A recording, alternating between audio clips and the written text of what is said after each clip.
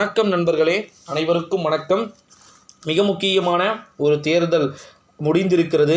முடிந்து மட்டும் என்ன பிரயோஜனம், எண்ணத்தை கிழிச்சு அப்படியே நட்டுட்டீங்க அப்படின்னு சொல்லிட்டு ரொம்பவே கடுமையான குற்றச்சாட்டுக்கள் தற்போது ஒருபுறம் நம்முடைய எடப்பாடி பழனிசாமியின் மீது முன்வைக்கப்பட்டு கொண்டிருக்கக்கூடிய ஒரு சூழ்நிலையிலே போயும் பிஜேபி கூட கூட்டணி வச்சது தப்பாயா அப்படின்னு சொல்லிட்டு கடுமையான விமர்சனத்தை ஒரு புறம் முன் வச்சிட்டு இருக்கிறத நம்மளால பார்க்க முடிகிறது.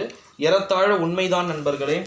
எடப்பாடி பழனிசாமிக்கு பார்த்தீங்கன்னா சிறை தண்டனை அப்படின்றது உறுதியாக வேண்டிய ஒரு சில சூழல்களுக்கு தள்ளப்படலாம் அப்படின்னு சொல்லிட்டு எக்ஸ்பெக்ட் பண்ண முடிகிறத இங்கே நம்மளால பார்க்க முடிகிறது. காரணம் என்னன்னா, இங்கே இருக்கக்கூடிய ஒரு சூழ்நிலை எடப்பாடிக்கு ஒரு வலுவான தலைமையில் பார்த்தீங்கன்னா இல்லைன்றதை இங்கே நம்மளால மீண்டும் பார்த்தீங்கன்னா உறுதிப்படுத்தி கொள்ள முடிகிறது.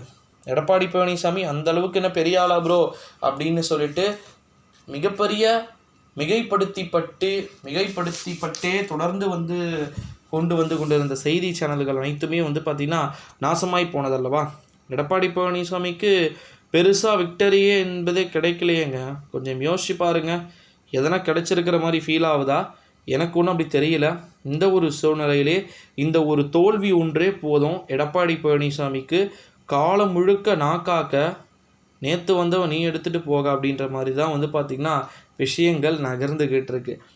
இந்த ஒரு சூழ்நிலையில் தான் எடப்பாடி பழனிசாமிக்கு இருந்த ஒரே ஒரு ஒற்றை நம்பிக்கை டோட்டலாகவே பார்த்திங்கன்னா முடிந்து விட்டது அப்படின்ற மாதிரி தான் பார்க்கப்படுகிறது.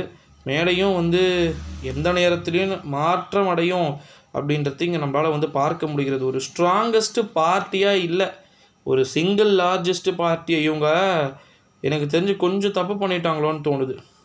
எங்கன்னா ஒழுங்காக அதிமுக கூட பிஜேபி இருந்திருக்கலாமோ அப்படின்னு சொல்லிட்டு. ஏன்னா முடிவுகள் மாறி இருக்கும்.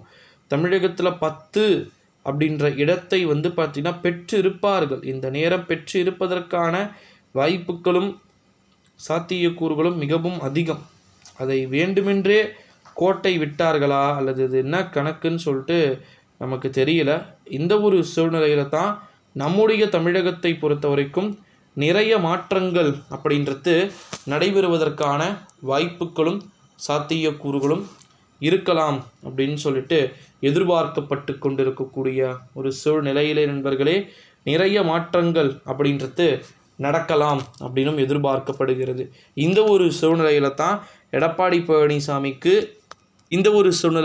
எடப்பாடிக்கு சிறை தண்டனை அப்படின்றது உறுதி ஆகிறதா என்பதையுமே கூட நம்ம இங்கே தொடர்ந்து பொறுத்திருந்து பார்க்க வேண்டிய ஒரு சில சூழல்களுக்கு நம்ம தள்ளப்பட்டு இருக்கிறோம் அப்படின்னு நம்ம உறுதியாக கூறிவிடலாம் நண்பர்களே. கூறிவிடவும் முடிகிறது. ஸோ தொடர்ந்து பொறுத்திருந்து பார்க்கலாம் எப்பேற்பட்ட நிலைகள் என்பது கடக்க வாய்ப்பு இருக்கிறதுன்றது.